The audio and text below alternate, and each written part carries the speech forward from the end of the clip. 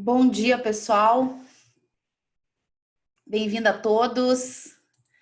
Deixa eu ver todo mundo aqui. Alguns rostos conhecidos, colegas. Algumas a gente se viu ontem na formação. Brisa na Itália, Larissa, Vanessa, Lívia. Bom dia a todos, Ana. Tudo bom, queridos? É um prazer estarmos aqui. Estar aqui faz parte de um compromisso, né? Da alma de cada um. O Ivan aceitou o meu convite. Vocês estão me ouvindo bem? Sim? Aceitou meu convite para a gente partilhar um pouco de conhecimento. Ele que sabe muito, ele que é professor, né? Ele que é o criador do Congresso das 5 Leis Biológicas. Nós estamos vivendo esse momento, uma pandemia do medo, né? E aqui a gente traz conhecimento, né? Porque eu gosto daquela frase que diz: passei a ser livre quando compreendi que a jaula é feita de pensamentos. E nada melhor do que a gente ter conhecimento para compreender e lidar com a situação que nós estamos vivenciando e também como terapeutas, que muitos são, né? Trabalhadores aí da saúde integral, promotores de saúde, porque a gente diz em formação que nós devemos promover a saúde, né? Isso é um direito e um dever de todos. Então, bem-vindos a todos. Ivan, bom dia, obrigada por estar aqui conosco.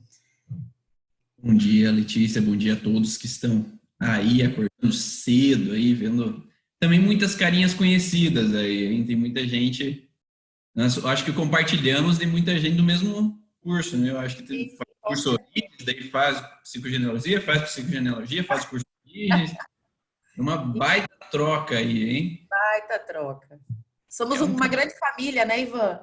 com certeza, todos temos a tendência de pensar no mesmo caminho, criar uma grande comunidade de pensamento, né, que faz com que a gente tenha o mesmo norte. Eu acho que quando a gente encontra esse norte, ficar com essas pessoas, acompanhar essas pessoas que estão no mesmo norte, faz com que a gente não se sinta sozinho, né? Já diz, Exato. né, quando uma ovelha tá fora do rebanho, ela fica parada. Quando ela está em grupo, ela vai longe, né? Então, acho que em grupo a gente vai muito mais longe. A lei do pertencimento, né, Ivan? A gente precisa pertencer para sermos fortes e como muitos aqui pensam fora da caixa, né, que eu digo, é muito bom estar junto de gente que pensa diferente. Então, na manhã de hoje, tomando café nessa segunda-feira com o Ivan Bonaldo, que já está acostumado a partilhar conhecimento de manhã cedo, né? Tá aí nesse nosso projeto que a gente chamou Cápsulas do Conhecimento, porque realmente são doses, pequenas doses, né, que vão nos alimentando de conhecimento, nos empoderando no sentido de olhar para o ser humano, corpo, mente e alma.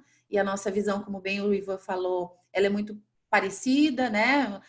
Alguns alunos fazem já o curso com o Ivan, outros conosco, e nós reciprocamente. Eu também sou aluna do Ivan, o Ivan foi meu aluno, então é lindo estar com essa caminhada, que a gente sabe que ninguém sabe mais do que ninguém, cada um tem aí, né, a sua missão, o seu propósito, e que bonito quando a gente consegue estarmos juntos, né, nos fortalecendo e nos retroalimentando. O propósito aqui, então, não é vender curso, não é vender formação, embora a gente tenha a nossa caminhada profissional, é realmente dar um pouco daquilo que a gente sabe, compartilhar, né, nesse momento aí que as pessoas estão tão inseguras em relação ao que está acontecendo no mundo. Ivan, querido, sou toda ouvidos, vou ficar aqui só gerenciando a entrada. Eu acho que é uma complementariedade, né? A gente complementa muito um ao outro e independente de quem seja aqui, né? Então, às vezes eu tenho informações que às vezes eu vou lá conversar com a Ana e a Ana me complementa algumas informações. Eu vou lá com a Lívia me complementa umas informações. Então, cada um, né, que passa por nossas vidas, eles nos complementam de algumas informações que às vezes sem eles mesmos saberem que estão me complementando, né? Porque essa troca realmente faz com que a gente cresça e evolua, porque quando nós trabalhamos nesse sentido, a gente sabe que nunca vai acabar, né, a informação. Nunca vai acabar o conhecimento, sempre vai ter coisas novas para se adquirir. E hoje estou aqui para falar um pouco mais sobre esse contexto respiratório, né? Já que a gente está dentro desse ambiente, desse processo em que os padrões respiratórios estão com mais frequência sendo afetados, a gente percebe que a informação do entender sobre isso nos ajuda. Então, o meu objetivo principal é sempre buscar auxiliar profissionais da área da saúde a se entenderem e entenderem como o paciente chega com os sintomas deles. O que aquele sintoma que eles trazem está representando para eles. Porque a gente sabe que muitos dos sintomas que nós temos vêm de processos de estresse. Hoje, dentro do mundo científico, se fala muito que você tem gastrite nervosa, você tem o intestino irritável, você tem dor de cabeça por causa do estresse, tem tensões por causa do estresse, você tem alergia porque você deve ter ficado um pouco mais estressado com alguma coisa. Então, se fala muito dessa vertente, onde, às vezes, o eixo hipotálamo, hipofisário, adrenal está em alteração pelo estresse. Então, isso é um consenso hoje em dia que existe o estresse e que o estresse está diretamente influenciando muitos dos nossos sintomas. O que às vezes não se sabe no mundo, às vezes da ciência ainda, é vincular a qual emoção específica está causando. Então, às vezes, se quer empregar simplesmente a dissociação. Então, isso é do corpo, isso é viral, isso é bacteriano, isso é emocional. Só que ainda não se percebeu que dentro do emocional existem ainda várias vertentes de possibilidades que são as nossas percepções. Então, cada percepção representa uma alteração diferente. Cada percepção representa um órgão de fragilidade diferente. E é isso que a gente emprega muito quando a gente vai estudar as leis biológicas, ou a decodificação biológica, ou seja o nome que seja, né? Mas essa busca do entendimento da origem do sintoma, da raiz do sintoma, da causa de cada um dos sintomas. Então, quanto mais específico a gente percebe que mais direto ao ponto vai. E aí eu tenho falado muito e conversado muito com os alunos nesse sentido de que não basta só ser específico no que ele está vivendo hoje. Tem que ir lá no transgeracional, que é o que a psicogenealogia fala muito, e entender o porquê que aquela emoção específica para aquela pessoa faz o diferencial. Porque cada um traz uma herança diferente, cada um traz uma percepção diferente, e essa percepção do transgeracional é o que dá um start para que eu perceba de uma forma e outra pessoa perceba de outra. Então, por mais que eu tenha irmãos gêmeos, às vezes, por mais que eu tenha um irmão que é próximo à minha idade, às vezes um vai perceber de um jeito e outro vai perceber de outro. Por mais que a gente viva o mesmo tipo de estresse. E essa diferenciação, que já foi feito estudos, por exemplo, com relação a irmãos gêmeos que têm sintomas diferentes, o porquê, entender esse processo, mostra, então, que essa forma com que a pessoa lida com o processo, ele vai trazer sintomas totalmente distintos um do outro. E quando a gente consegue compreender essa relação do porquê esse sintoma específico representa tal emoção específica, é muito mais fácil a gente tirar o paciente daquele processo conflitivo, daquele sintoma, daquela alteração. Então, hoje eu vou passar alguns slides aqui para mostrar um pouco esse contexto, que para quem não conhece ainda um pouco das leis biológicas, precisa saber um pouco, um passo a passo, digamos assim. Então, o que se fala, o Dr. Hammer coloca é que sempre para haver um conflito, sempre para haver um trauma, um estresse, tem que ser vivido um conflito de maneira dramática, inesperada, vivido no isolamento. O que significa isso? Então, no mundo animal, os animais estão sempre preparados ou para atacar ou para fugir. Então, se um leão chegou, eu tenho que correr. Ou, se um leão chegou, eu tenho que atacar. Então, alguns animais fogem, outros atacam. Então, um rinoceronte, por exemplo, vai atacar talvez o leão. Enquanto, às vezes, uma raposa vai fugir de um leão. Porque se eu sou menor, se eu atacar, eu vou morrer. Então, é melhor eu usar alguma estratégia. Só que a inibição da ação significa eu estar paralisado, não ter reação. E se eu não tenho reação, eu estou em perigo de vida. Então, é esse o sentido que a gente fala sobre o estresse. O estresse é basicamente a inibição da ação, é eu estar paralisado sem poder reagir a uma situação. Então, imagine agora, eu estou aqui sobre essa situação que o vírus está chegando, eu não sei o que vai acontecer, eu não sei quando eu vou voltar a trabalhar, eu não sei quando vão me permitir fazer as atividades que eu faço naturalmente hoje em dia, então eu estou paralisado, esperando uma demanda de outras pessoas. Então eu estou esperando que outras pessoas me falem o que eu tenho e que eu não fazer. Então eu estou paralisado. Eu estou numa inibição da ação. Então simplesmente o fato de estar sobre a situação que eu estou já me remete a uma situação de estresse. né? Então, depois nós vamos falar um pouquinho o que esse tipo de estresse pode representar, né, Lê? Então, nesse sentido, se eu tenho esse processo, é o primeiro contexto de conflito. O segundo contexto, a partir do momento que dá um start nesse processo de alerta de estresse, vai haver um sistema bifásico de contexto de conflito. Então, enquanto eu estou em um conflito ativo, eu estou em estresse. E isso gera um simpático-tonia. Então, meu eixo hipotalâmico adrenal está alerta, a adrenalina sobe, eu tenho que estar pronto para o que der e vier, então eu estou em alerta. Em geral, muitos dos sintomas não aparecem na fase de estresse.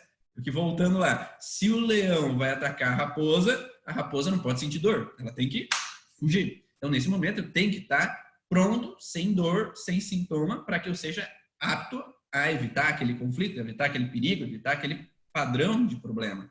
Então, nesse sentido, naquele momento, é necessário eu me proteger. E aí vai desencadear, a partir de então, uma série de fragilidades naquele tecido, só que não perceptível. Porque, nesse momento, eu tenho que estar apto. Agora, depois que eu relaxo, daí sim, esse momento vai ter um processo inflamatório que vai desencadear uma alteração. E agora eu vou passar um pouquinho para vocês o contexto ali de cada um desses tecidos. Estão conseguindo observar aí, Lê? Sim, tudo certo. Tá. Então, quando a gente fala sobre o contexto de gripe, por exemplo, a gente está falando do processo relacionado à parte nasal inicial e o processo pulmonar. Então, esses são os primeiros órgãos que estão fragilizados. Aqui, se vocês conseguirem ver, a parte em vermelho, ela representa um tecido derivado do ectoderma, e o tecido em amarelo representa os tecidos endodérmicos. Então, sempre dentro das leis biológicas, a gente vai olhar no processo da derivação embriológica. Então, dependendo da derivação embriológica, faz um sentido específico. Então, esse sentido específico que vai nos dar o diferencial de saber se um tecido representa um tipo de emoção ou representa outro tipo de emoção. Sabendo que em vários órgãos, em várias regiões, existem mais de um tecido. Existe uma derivação, por exemplo, ali no contexto nasal, né? Existe uma derivação da mucosa nasal, que é uma derivação ectodérmica, né? Então, todas essas mucosas, a mucosa da boca, mucosa do reto do intestino, mucosa da vagina, toda essa parte, ela tem uma camada que é como se fosse uma epiderme, né? Então, é uma camada derivada da epiderme, que ela dá uma base sensorial mais forte. Então, essa camada do nariz é também uma camada sensorial. Então, é o quê? É eu cheirar, eu sentir o cheiro do ambiente. Então, essa é uma representação para que o cheirar me seja aqueles 5 sentidos que me ajudam a me proteger. Então, no mundo animal, o cheirar, o farejar, o sentir cheiros, para o animal ajuda ele a se proteger. Então, se uma raposa está sentindo o cheiro do leão, antes de ver ele, não sei se vocês já viram aqueles filmes do National Geographic, Animal Planet, o leão ele vai por baixo ali das árvores, por baixo das moitinhas ali, para se esconder para que o outro animal não veja ele. Nesse sentido, a partir do momento que ele está escondido, a raposa ela só vai conseguir se defender sentindo o cheiro antes que o outro animal chegue tão perto. Se ele chegar muito perto, eu vou morrer. Então, nesse sentido, a parte sensorial do olfato é muito importante. Nós, como seres humanos, perdemos um pouco isso, né? Tivemos uma diminuição desse olfato, porque não é esse o principal fator hoje que nos ajuda a nos proteger. Mas no vínculo animal, o olfato era realmente algo extremamente importante. E ali, logo abaixo da mucosa, tem a submucosa nasal, que é uma parte amarela, né, que está aqui no desenho. E essa submucosa, no desenho do lado da esquerda, tá? E essa submucosa é a parte, então, mais profunda da parte nasal e ela tem a ver com uma parte endodérmica. Então, se vocês forem ver sempre os desenhos da nova medicina germânica, das leis biológicas, elas vêm com um contexto que amarelo é endodérmico, vermelho é ectodérmico. Como é um tecido mais arcaico, né, o endoderma é um tecido mais antigo, ele tem muito a ver com contextos vitais, de sobrevivência mesmo, né? Então, aquele contexto vital para que eu possa me manter ou manter minha espécie ali. E esse tecido vital, ele tem por base no endoderma um contexto de pegar um bocado e cuspir um bocado. Então, da mesma forma que o alimento, né, eu vou pegar um alimento com a boca e eu vou ingerir, ou se aquele alimento não é bom, eu vou cuspir aquele bocado, no nariz é a mesma coisa. Então, o pegar um bocado pode ser um pegado nasal de cheiro que eu gosto. Então, um bebezinho tem o cheiro da mãe que ele quer estar sempre perto dele para ele se sentir protegido. Então, por isso que muitas vezes não falam assim, coloca a naninha no peito da mãe para ela dormir com ele, e quando a mãe volta a trabalhar, deixa a naninha ou a toalhinha ali com o bebê, que o bebê fica sentindo o cheiro da mãe e dá a impressão que a mamãe está perto. E o bebê se acalma. Então, esse contexto de pegar o bocado nasal significa sentir o cheiro da minha mãe, ou ter aquele cheiro. Ou aquele namorado que tinha aquele perfume, ou aquela namorada que tinha aquele perfume, só que agora ele foi embora. Então, eu perdi aquele cheiro. Então, eu não consigo mais pegar aquele bocado de cheiro para mim. E isso vai gerando uma alteração nessa região da submucosa nasal. Na submucosa nasal, na fase de estresse, há uma proliferação de tecido. E essa proliferação, quanto mais intenso o conflito, maior vai ser a proliferação, chegando ao ponto de uma adenoide, por exemplo. Então, esse contexto de não ser capaz de pegar o bocado. Mas também tem o não ser capaz de eliminar o bocado. Então, eu moro em um ambiente onde eu não suporto algum cheiro. Então, eu não consigo eliminar aquele cheiro do meu nariz.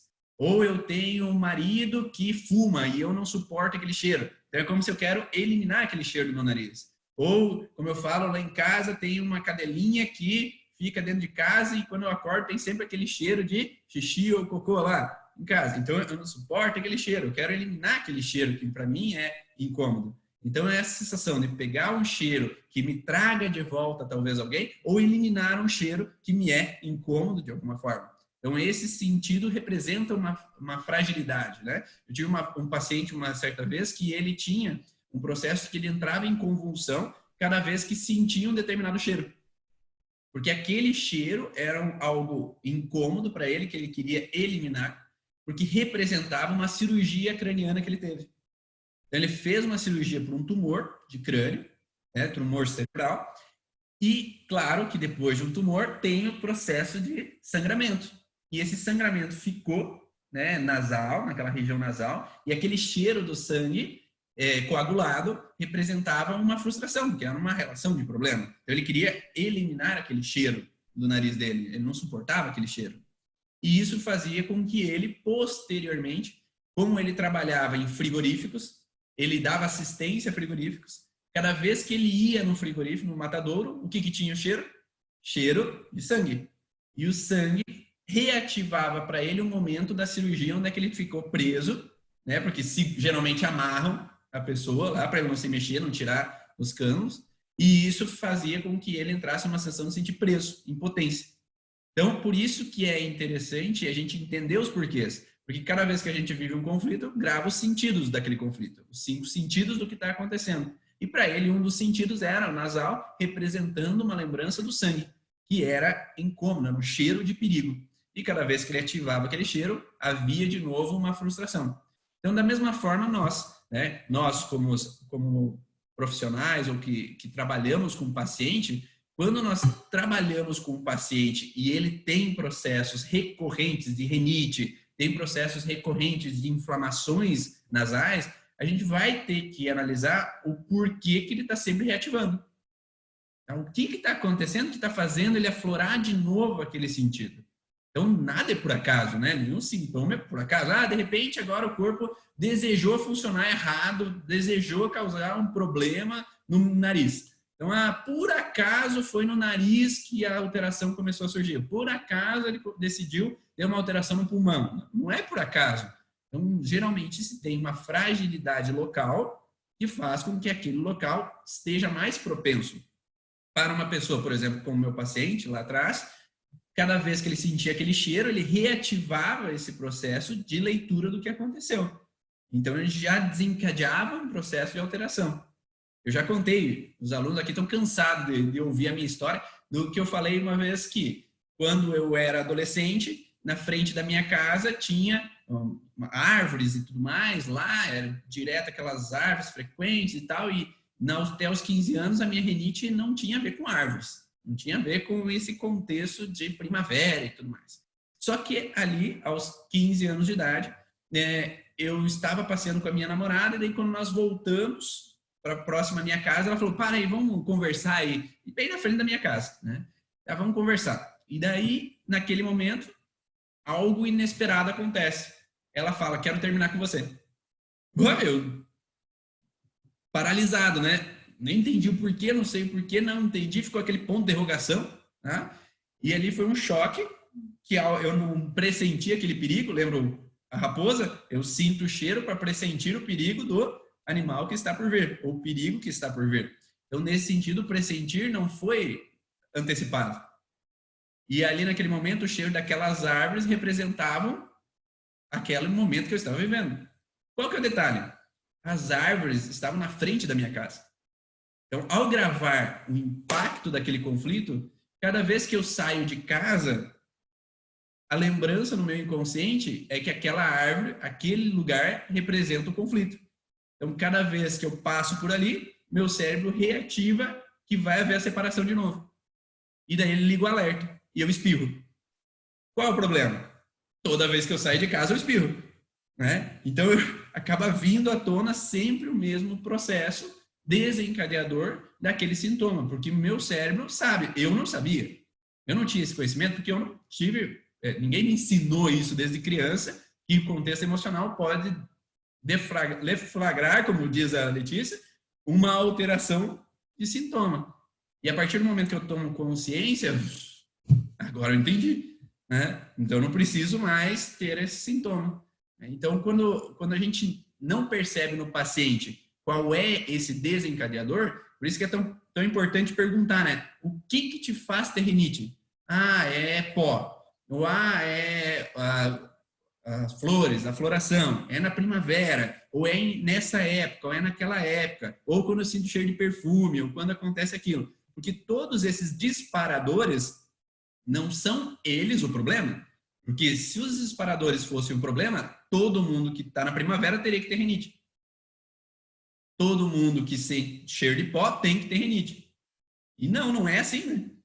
Então, se é um alterador, se é um alérgeno, toda pessoa deveria ser alérgica àquele mesmo padrão. Então, o objetivo é que, quando a gente entende o porquê aquilo se tornou um alérgeno para aquela pessoa, é mais fácil dela ver de olhos diferentes com aquela situação, né? Então, eu conto também sempre aquele contexto aqui na minha região, onde que existiam muitos temporais que destelhavam casas numa certa época, lá uns 20, 30 anos atrás. E o nariz, ele tem muito esse processo no contexto ectodérmico de pressentir o perigo. Então, algo não me cheira bem, eu pressinto um perigo que está por vir. E quando eu entro nessa relação de não poder pressentir, ser pego de surpresa numa situação, o meu nariz ele pode entrar em fragilidade. E hoje, quem está aqui sabe que muita gente está no pressentir o perigo. Muita gente está vivendo no aqui e agora, pressentindo um perigo que está por vir, porque o vírus está chegando, a ameaça está chegando na minha cidade, meu vizinho teve, ou está chegando um perigo financeiro, está vindo uma ameaça. Então, o que pode acontecer? Então, eu tenho uma noção, principalmente dessa parte mucosa ectodérmica, de algo não me cheira bem, de algo está por vir que eu não sei o que é, né? E eu estou sempre nesse alerta de preocupação. Só que lembra que o problema não é enquanto eu estou em fase de estresse. O problema é quando eu relaxo, que aí vai ter uma parte inflamatória dessa região da mucosa. Se eu permaneço, vamos dizer, eu estou há 2 semanas sem atender, eu estou há 2 semanas ou 3 semanas vendo televisão o dia inteiro que o vírus está chegando, que pessoas estão morrendo, que tudo mais. Quanto mais tempo isso demorar, quando tudo acabar, vocês como terapeutas vão ter muito paciente com rinite. Porque está no estado de pressentir um perigo que está por vir, e quando as pessoas relaxarem, vai aparecer a fragilidade. Porque a inflamação vem quando eu relaxo, no sistema bifásico da natureza. Fase ativa de estresse simpático-tonia, fase pós-estresse parasimpático-tonia. Posso usar já o gancho do agora e o depois? Então, beleza. Então, nesse sentido, essa relação de nariz é uma propensão a muitos pacientes chegarem no consultório, se eu atendo pilates, se eu atendo fisioterapia convencional, se eu atendo psicologia, se eu atendo isso, aquilo, ele gera uma alteração que vai gerar, então, uma fragilidade nasal. Né? E a crise epileptoide, que é uma fase pós-hipersimpaticotônica, após essa fase de estresse, então tem uma fase de hiperestimulação, uma fase de relaxamento, aquele estresse, que nessa fase de relaxamento tem inflamação, tem a coceira aí nasal, como tem gente coçando já o nariz, tem uma relação vinculada ao processo inflamatório e coriza que vai aparecer nessa fase PCL, pós-estresse, e após essa fase tem uma hipersimpaticotonia, é uma hiperestimulação do sistema nervoso, voltando a uma fase de ativação do sistema nervoso para que o corpo agora volte a uma normalidade. E esse pico de hiperestimulação gera espirro.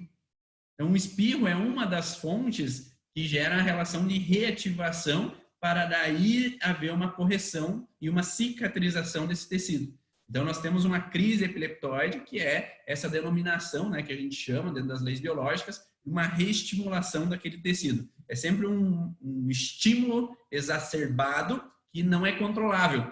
Então, o espirro não é algo controlável. O vômito não é algo controlável, a diarreia não é algo controlável, né? Então, é uma hiperestimulação simpático-tônica momentânea que faz com que o meu corpo ele se reeduque, reorganize para voltar a uma normalidade. E aí, voltando, nós falamos do nariz, né? Tá todo mundo entendendo? Tá dando para compreender? Tá conseguindo seguir o raciocínio? Vai falando aí, tá? Vai me dando um ok aí do lado, no chat, para eu saber se eu paro de falar ou não paro de falar, continuo, sigo. Então, vai lá. Então, nesse sentido, nós olhamos com relação à parte nasal, que é esse pressentir o perigo. Por que que algumas pessoas falam, então, que tem perda de olfato durante essa fase do vírus? Porque na fase de estresse, enquanto eu estou nesse processo de alerta, na fase inicial, há uma necrose tecidual. Então, enquanto a necrose tecidual é que o medo iminente, o perigo iminente está ali. Então, eu tenho que estar alerta porque esse perigo iminente está me rondando. E nesse alerta, eu tenho que cheirar, eu tenho que... Tá vindo, tá chegando. Aí, essa necrose tecidual, ela vai desenrolando, né? Para que eu seja mais capaz de farejar durante a fase de estresse.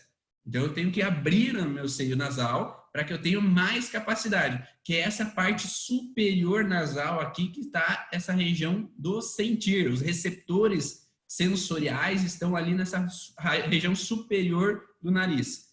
Quando agora eu relaxo, e o relaxo pode ser momentâneo, uma coisa bem interessante, assim, que às vezes há uma confusão nesse sentido, é o seguinte: quando se fala que eu tenho uma hiperestimulação, se fala muito que a fase parasimpática é uma fase inflamatória.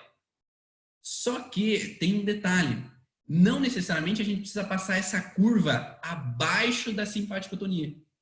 Então, eu tenho uma hipersimpaticotonia, mas eu reduzi um pouco a hipersimpaticotonia. Então, por exemplo, eu estou no estresse, o perigo está para acontecer, o vírus está chegando, e agora eu começo a ver notícias boas. Ai, as pessoas estão se salvando, não é para tanto, não precisa. Eu começo a ouvir a Letícia lá nas lives, começo a perceber que não é para tanto, que eu posso olhar com outro olhar, eu começo a pensar com outros profissionais que eu posso lidar melhor com aquela situação. Então, eu estou com uma diminuição dessa simpaticotonia, mas não quer dizer que eu saí completamente da simpaticotonia. Eu posso ter uma baixa, mas eu ainda estou num processo simpaticotônico. Então, não sei se vocês já viram o desenho da segunda lei, né, bifásica da natureza. Então, tem um efeito simpático-tônico. Eu vou desenhar aqui. Efeito simpático-tônico. Dá para ver aí, gente? Então, eu tenho uma onda durante o dia. Durante a noite, eu caio, então, numa parasimpaticotonia. Agora, eu tenho uma hiperestimulação simpático-tônica, tá? E ali eu tenho uma linha de projeção. Essa linha é a linha onde que eu caminho naturalmente com relação ao tempo. Só que vocês verem que tem várias ondulações na parte simpaticotônica. essas ondulações representam o meu caminhar. Então, eu estou hiper-estresse. Nossa, eu ouvi uma notícia e entrei em estresse. Agora, passou uns momentos, eu fiquei 5 horas sem olhar para a televisão e eu parei de ver as notícias. Então, eu relaxei um pouco. Agora, eu vi outra notícia no WhatsApp. Dei hipersimpaticotonia de novo. Então, eu fico oscilando de uma hiper para uma menos hipersimpaticotonia. Agora, eu ouvi lá a live e vi que não era para tanto, eu posso relaxar. Então, eu posso reduzir esse processo. Ó, eu reduzo esse processo, eu não estou numa hipersimpaticotonia, mas eu ainda estou acima do ponto de simpaticotonia. Eu não desci para uma parasimpaticotonia. Só que mesmo eu reduzindo isso, eu já começo a ter sintomas. Então, não necessariamente eu preciso descer a curva lá para baixo para começar a ter sintomas. Então, tem pessoas que, por mais que ainda estão vivendo estresse, já podem sentir alguns sintomas. E aí eu posso começar a ter. Então, essa baixa do sentir o cheiro, eu tenho às vezes uma inflamaçãozinha, uma coceirazinha, eu tenho às vezes uma corizazinha. Eu já posso começar a ter alguns sintomas. Só que o sintoma mais forte vai aparecer quando eu resolvo tudo, agora está tudo bem, agora voltou à normalidade. Então, esse é um contexto do porquê que o processo nasal acontece. Né? Então, só para vocês entenderem nesse sentido. E o contexto relacionado à parte, então, dos seios da face, que é essa figura do lado direito aqui para vocês. Então, tem o seio frontal, o seio nasal, o seio zigomático, né? Que estão relacionados aos seios da face, então a sinusite. Quando nós temos um processo de alerta, você também não tem sintomas naquela região. Mas quando, enfim, eu relaxo, aí tem produção de muco naquela região do seio da face. E essa produção de muco é o que vai dar aquela sensação de que eu tenho um muco purulento, um muco denso na hora de espirrar, ou de uma coriza que às vezes é mais um clara de ovo, né? Ou dores, né? Dores na região do zigomático, uma sensação de dor nos dentes, peso na região frontal, né? Quando eu baixo a cabeça parece que está pesada a cabeça. Então, nesse sentido, é um processo um pouco mais intenso do que o contexto relacionado simplesmente à parte nasal. Então, nasal tem um pressentir, um perigo. Ali no seio da face, eu tenho um processo um pouco mais interno. E quanto mais interno, mais forte é o conflito. E nesse sentido a gente pode associar. Para que serve a região frontal? É do raciocínio, é de eu achar soluções intelectuais para um problema. Então algo não me cheira bem, que eu tenho que achar uma solução intelectual pelo financeiro que a gente está passando pelo perigo. Ou zigomático, que pode ter relação muitas vezes com os dentes, né? Que eu tenho uma relação de dor lateral, que eu tenho o pressentir um perigo, algo não me cheira bem com relação a uma situação onde eu não posso dissuadir. Os dentes servem para eu mostrar os dentes. Eu confrontar, o animal mostra os dentes para agredir, e se eu não posso agredir, eu não posso mostrar os dentes, eu me proíbo em mostrar meus dentes, eu tenho uma fragilidade dentária. Então, eu posso ter uma associação, né, de sinusite, né, com relação ao contexto nasal, de algo não me cheira bem, e não ser capaz de poder dissuadir. Ah, eu estou trancado aqui com meu marido, eu estou trancado com a minha esposa em casa, só que se eu brigar o tempo inteiro vai virar um inferno. Então é melhor eu não mostrar meus dentes, porque assim a gente evita o problema. Só que aí, quanto tempo que eu fico dia após dia vivendo aquela situação? E quando, enfim, agora eu posso sair de casa. Ufa, já não aguentar mais, agora eu posso ir trabalhar, posso ir viajar. Então eu relaxo aquela situação. Então pode vir pacientes com processo de sinusite, não podendo dissuadir ou não podendo achar soluções intelectuais para resolver um problema, às vezes financeiro, porque nesse contexto financeiro, talvez não seja agora que eles vão resolver. Talvez, posso voltar a trabalhar? Posso. As pessoas não estão comprando, as pessoas estão preocupadas, elas não vão gastar dinheiro, então vai passar 1 mês, 2 meses, 3 meses, até talvez reequilibrar. E agora, quando daqui 3 meses reequilibrar, daí sim, quando teus pacientes chegarem com sinusite, tu vai, o Ivan falou isso. Que o paciente podia chegar com a sinusite, que o paciente podia chegar com a rinite, só que daí agora precisamos encaixar o que ele viveu nesse sentido. Tá ficando claro aí? Tá dando para entender? Né? Então, esse paciente que daqui 3 meses vai chegar para vocês, ele vai chegar devido talvez a uma situação hoje, no aqui e agora, né? Do que ele está vivendo sobre essa situação. Mas provavelmente a Letícia vai falar aí nas próximas aulas aí, né, no contexto das cápsulas aí do conhecimento, sobre o processo transgeracional que vem nesse sentido também. Então, que daí a gente vai costurando a informação, né? Ou seguindo a cordinha lá, né, para seguir até no processo, né? Então, aqui nós estamos no processo do hoje, do aqui e agora. E é preciso entender o aqui e agora para entender o que está despertando para aquele paciente essa relação. Então, por isso que faz tanto sentido e é tão importante saber o porquê nasal e não uma falta de ar, por exemplo. Porquê nasal ao invés de uma diarreia? Porquê nasal ao invés de, sei lá, uma dor na perna? Então, nesse sentido, entender o porquê é essa região vai fazer sentido para entender o que ele viveu agora na vida dele, que fez com que esse sintoma começasse a aparecer. E aí é importante para o terapeuta também entender o porquê que esse sintoma surgiu quando ele relaxa. Por que é um processo inflamatório que aparece quando ele relaxa? Porque a pergunta feita para o paciente é o que você relaxou quando o sintoma começou a aparecer. Né? E não o que você está vivendo de estresse agora. Não estou vivendo nada de estresse, agora a vida está melhor, agora eu voltei a trabalhar, está tudo certo, agora eu estou voltando a viajar, já não está mais brigando com a minha esposa, então está tudo tranquilo agora. Então, a pergunta que tem que ser feita é muito importante. Porque se eu faço a pergunta errada, eu estou no lugar errado.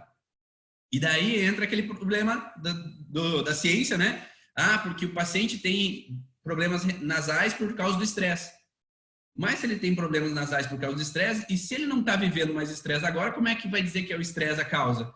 Então, ele pode ter, claro, um estresse com relação ao trabalho, com relação a outros, um colega de trabalho que dá problema, que ele tem uma irritabilidade, que ele tem uma situação de incômodo com o chefe, que critica ele, desvaloriza ele, mas não é o contexto nasal. Então, a gente pode ter vários estresses ao mesmo tempo. Só que perguntar para o paciente qual é o estresse que ele está vivendo agora não vai fazer sentido com o estresse que está desencadeador daquela rinite. Né? Então, por isso que é importantíssimo saber qual é a pergunta correta a se fazer em cada sintoma, para que daí você seja mais pontual e mais preciso. Né? Então, descendo um pouco mais, nós falamos da parte nasal, só que nós temos também a parte... Não quer me ajudar, Letícia. Deixa eu voltar aqui, vamos corrigir aqui. Vamos por partes. Eu vou trocar. O Zoom não tá me gostando de mim hoje. Pronto. Dá para ver o pulmão agora? Ok?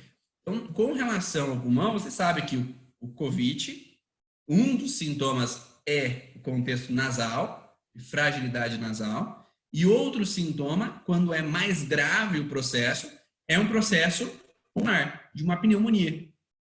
Nesse contexto pulmonar, vocês estão vendo aí uma baita coloração nesse pulmão. E nós temos dois tecidos principais que a gente tem que olhar com relação à pneumonia. Primeiro tecido específico é esse tecido amarelo do pulmão mesmo, que está representando os alvéolos pulmonares. Então, vocês veem que tem sempre uma ramificação ali, a árvorezinha, e é como se não fosse a árvore. Nós vamos olhar para as folhas da árvore. As folhas é esse amarelo. Então, os galhos são os vermelhos, que é os brônquios, os bronquíolos. A gente precisa olhar para o amarelo da região pulmonar. No meio aqui dos brônquios tem pontinhos amarelos também, né? Mas não é esse o contexto. Ali, essas relações aqui são vinculadas a mais a produção de surfactante. Nós queremos olhar para essa parte amarela do pulmão. Essa parte amarela é os alvéolos pulmonares. Então, um dos desencadeadores da pneumonia é esses alvéolos pulmonares. E quem sabe aqui o que os alvéolos pulmonares são desencadeadores? Qual é o conflito relacionado aos alvéolos pulmonares? Quem responde aí para mim, só para saber se o pessoal está ligado nas leis biológicas aí? Não ouvi aí, hein? Não estou ouvindo. Pânico, medo de morte. A Ana aí foi rápida.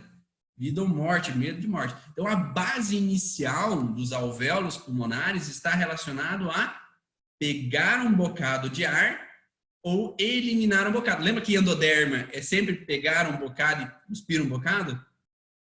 A base inicial que o Hammer falou é pegar um bocado de oxigênio. Mas se eu não consigo pegar um bocado de oxigênio, eu estou em perigo de morte. Então, é esse medo iminente, medo pânico que a morte está sobre mim, que a morte me ronda, que eu estou vinculado à morte aqui ao meu redor. Seja comigo, seja de um próximo. Então, esses alvéolos, eles servem para captar mais oxigênio. Então, se eu vivo uma fase ativa de estresse com relação a perigo iminente de morte, o vírus está chegando, eu vou morrer, eu peguei uma gripe agora e eu posso estar com o coronavírus e eu posso vir a morrer. Então, tem quantas pessoas... Eu ouvi relatos assim de pessoas que, o vírus chegou agora na cidade e as pessoas começaram a chorar, né? Que agora eu vou morrer também.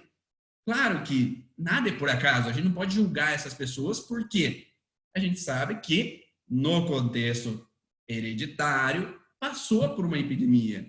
A família passou por mortes. A pessoa não vai trazer à tona um choro, um desespero com relação ao coronavírus por acaso. Por isso que a gente não pode julgar os colegas que trabalham com as leis biológicas, os colegas que trabalham com a psicogenealogia, que eles estão com medo. Porque não é por acaso que estão com medo.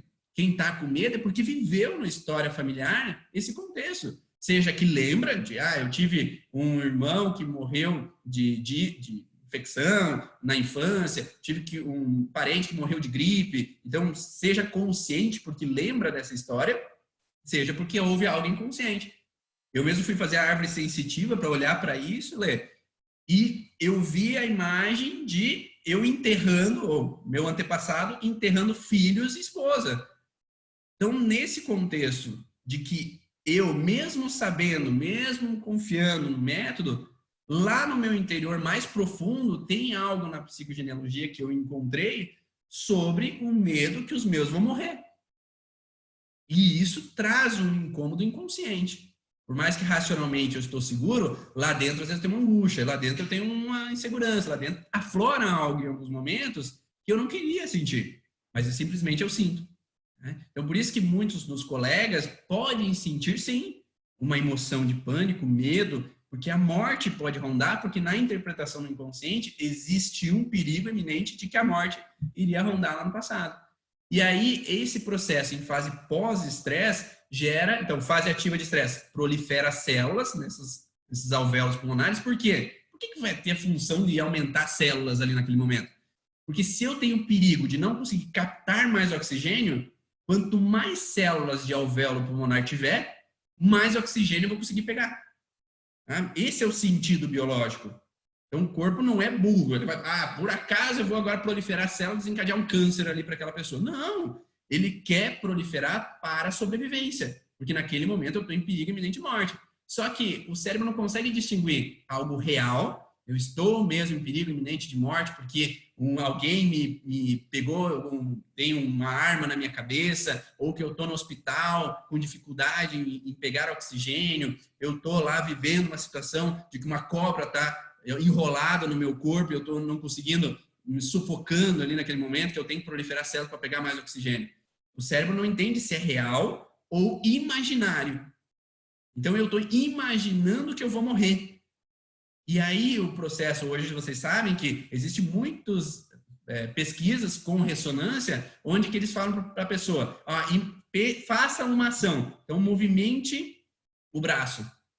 E aí, uma região do cérebro, ela começa a acender uma corzinha. Agora, imagine você mexendo aquele braço.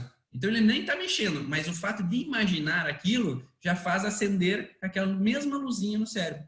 É a mesma coisa do que aquele brincadeira que você faz, né, Letícia?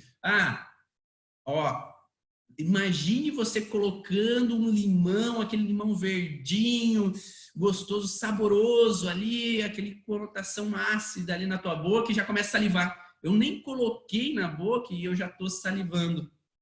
Então, se essa interpretação imaginária faz com que eu comece a salivar, por que não esse imaginário possa fazer com que comece a alterar outros órgãos, outros tecidos? Então, naquele momento que eu imagino que o perigo de morte está iminente, ou eu tenho um parente que está no leito de UTI, está em perigo de morte, aí a gente tem esse processo de que, não necessariamente comigo, mas eu me associo a uma pessoa próxima a mim. Ou eu acompanhei alguém no leito de morte. Ou só imagine aquelas pessoas que não possam enterrar os seus familiares, não possam velar os familiares, ou o luto que vai ser para essas pessoas, não poder velar os familiares e viver aquele momento de morte sem poder se despedir. Então, essa relação de morte que eu não lidei bem, essa relação de morte que eu estou vivendo, vai fazer com que a pessoa entre no processo. E aí, o mais interessante para você que é terapeuta, aquele paciente que vai vir depois de 1 ano, que viveu essa morte, e você vai fazer uma terapia de luto com ele, vai fazer uma terapia para conseguir deixar aquele passado para trás. O que vai acontecer no processo pós-estresse? Um processo inflamatório. Então, você tem que saber e falar para o teu paciente, nós mexemos nisso.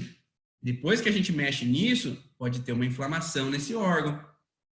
Então, se o paciente começar a apresentar uma inflamação pulmonar, ter catarro, ter uma gripe, depois da sessão mesmo, você tem que dar segurança para ele que tudo bem, faz parte do processo. Se precisa tomar um medicamento para aliviar esse sintoma que está muito intenso, ok, acompanha ele. Mas o paciente tem que saber. E aí cria muita bagunça que às vezes tem profissionais que falam, não vai ter sintoma nenhum, não vai dar alteração nenhuma depois da sessão. E não sei o que aconteceu. Tá? Então vai buscar outro processo, porque isso não é comigo. Não, e a gente precisa saber, mesmo na psicologia, né? Quando tem muitos psicólogos, às vezes eu fui fazer terapia muitas vezes, MDR, Brain Spotting, e depois da sessão eu comecei a ter, às vezes, o olho que inflamou. Eu tive diarreia depois da sessão. Mas se o terapeuta não sabe, ele não tem como dar suporte, aquele paciente vai embora, porque eu fui lá naquele terapeuta e tive doença depois, né?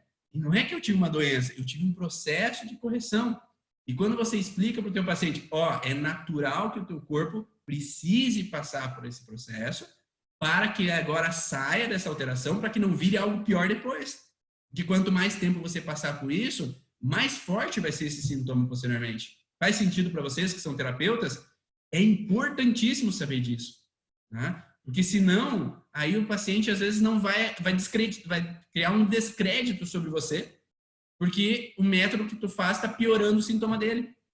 Ou você não sabe acolher ele, mostrando para ele que, não, isso é natural pelo processo. Vem aqui que a gente vai olhar, a gente vai conversar, né? Então, acolha o paciente. Geralmente a gente fala tanto que, no sentido dos canais coletores do rim, que é o contexto de isolamento, abandono, quando a gente não dá o suporte, o paciente se sente abandonado, se sente desprotegido.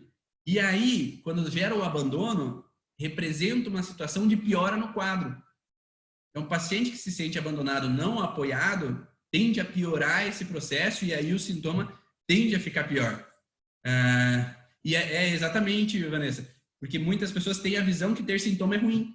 E não, na verdade, ter sintoma não é ruim. Ter sintoma é que eu estou, às vezes, saindo do estresse. Qual é o problema? Sintomas recorrentes é ruim. Sintomas recorrentes quer dizer que não tá resolvendo. Tem alguma coisa pendente. E o que a gente precisa saber é que colocar aquele sintoma para debaixo do tapete não vai resolver aquele problema. Colocar aquele sintoma com medicamento, às vezes, simplesmente não vai resolver. Medicamento é sintomático, né? Vai tratar o sintoma.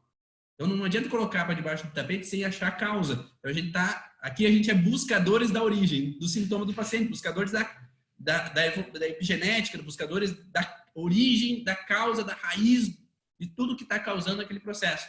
E aí, quando a gente busca, e é o detetive, né? A gente é o detetive que vai seguir as pistas para chegar naquela alteração. E aí a gente consegue chegar no porquê daquela alteração, né? E aí, chegando no porquê, a gente consegue sair desse processo. As perguntas aqui, Lê, vamos responder depois?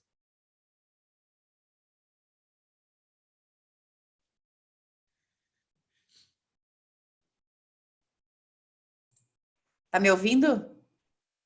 É que eu botei você como anfitrião e daí o meu som ficou desligado. Eu acho que você pode ir respondendo, né?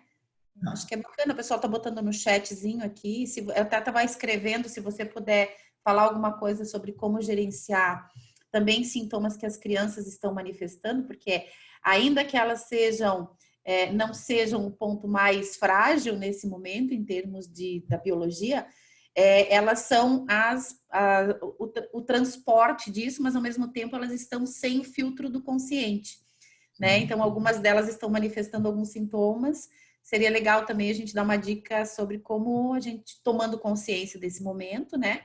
Eu botei ali até uma observação de que não é o fato de que a gente ressignificou, talvez isso como terapeutas, que a gente não vai acessar, bem como você colocou, as memórias de medo, porque muitos de nós viveu isso, né? Somos filhos ou netos de descendentes que migraram na guerra, que tiveram que se esconder por causa da guerra, né? Tantos conflitos que a gente registrou. Então, como a diferença é o que vou fazer com esta reação, né? Com esse medo que às vezes me aparece. É o gerenciamento das emoções que é muito importante, né? Então, obrigado. Tomada de consciência é mais importante, né? Então, quando eu tomo consciência e sei o porquê, eu diminuo o medo, né? Porque enquanto eu tô no inconsciente, eu sempre falo, a gente tem medo do desconhecido. A gente tem medo do que não conhece. E enquanto a gente fica com medo do que não conhece, a gente permanece naquele processo. Então, eu tô com uma dor de garganta e eu não sei o porquê que eu tô com aquela dor de garganta. Ainda mais com tudo que se está te falando. E eu crio dentro de mim que aquilo pode ser algo pior. Então, enquanto eu não conheço, a minha realidade do que eu conheço é a morte. A minha realidade do que eu conheço é um perigo de eu ficar no hospital ou me afastar dos meus filhos porque eu vou ter que ir para o hospital, vou ter que ficar de quarentena e afastado de todos. Então, enquanto eu tenho o que eu conheço na minha cabeça, que não é a origem daquele sintoma, eu vou ficar na paranoia. Eu vou ficar sempre pensando no pior que pode acontecer, né? Então, o que o nosso cérebro coloca? Se a gente pensar no bom, eu vou ficar ali naquele processo, mas a gente precisa pensar no ruim para não ser pego de surpresa. Então, o que a base do nosso cérebro é pensar no pior que pode acontecer para não ser pego de surpresa. Por exemplo, se um homem da caverna fosse sair da caverna e ficasse pensando no bom, não vai ter ninguém que vai me atacar, não vai ter nem um leão aqui, eu vou conseguir pegar todas as frutas e vai andando bem calmamente lá, bem tranquilo. Não, né? O homem da caverna ele não tem foco. Ele tem que estar alerta com tudo, né? Eu tenho que estar alerta, preocupado, tenso, porque o perigo me ronda. Então, eu tenho que estar apto a fugir ou me proteger de todo o perigo que pode acontecer. Então, nesse sentido, o foco, ele não é algo que a gente nasce com ele. A gente nasce com o alerta. Não falam tanto de criança que tem que ter foco. Mas se a criança entra com o processo de ter que estar sempre alerta porque o mundo é perigoso, eu não tenho foco, eu tenho que estar alerta. E a criança é muito perceptiva, eu vejo muito com a expressão corporal dos adultos. Então, eles olham para o adulto, se o adulto está tenso, se o adulto está irritado, a expressão não mente. Por mais que o adulto queira disfarçar que está tudo bem, o adulto queira disfarçar que está tudo ok, a criança percebe que tem algo estranho acontecendo. E se ela percebe que o adulto que deveria me proteger não está seguro, quem que vai me proteger? Né? Então, eu tenho que estar alerta, porque se o adulto está com medo, eu tenho que estar alerta também. E aí gera um estado de tensão naquela criança perante a situação que está acontecendo. Então, o que é importante o pai ou a mãe entenderem? Entenderem e saberem dialogar. Porque muitas vezes os pais não dialogam com as crianças. Não tem uma troca com as crianças. E não estou dizendo que dialogar assim, tem um vírus chegando, então a gente está preocupado por causa disso e a gente vai entrar no perigo. Não, é dar segurança. Papai está preocupado com o financeiro, papai está preocupado com essas situações, mas não se preocupe, é algo momentâneo que está acontecendo agora, mas já vai passar e o papai e a mamãe vão resolver. É dar segurança, que a responsabilidade é dos adultos. Se fala muito no contexto até de Helling, né, de a criança assumir o papel dos pais porque tem que ser responsável e cuidar dos pais porque o pai e a mãe não estão bem. Ou a mãe está chorando, o pai está irritado e ela tem que assumir aquele papel de botar o equilíbrio naquela família para que todo mundo fique bem. E aí ela gera um hiperestresse, né, de ter que estar de prontidão. E não, os adultos têm que assumir o papel de adultos da casa. Se aquela criança não sabe dialogar ainda, eu acho, pelo menos, que o pai e a mãe que são conectados com uma criança conseguem analisar o que ela possa estar vivendo naquele momento.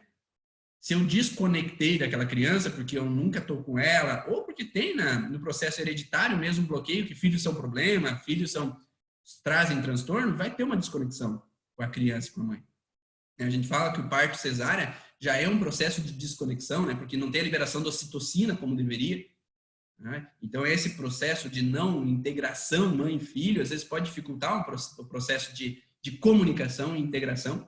E quanto mais junção tem ali, e a gente fala dessa junção, às vezes até com o seio, é que enquanto eu estou em contato, a mãe com o seio da criança, quando eu estou presente ali naquele momento, não estou no celular enquanto estou amamentando, não estou às vezes fazendo outras coisas, eu tenho essa conexão visual com a criança, eu tenho uma comunicação.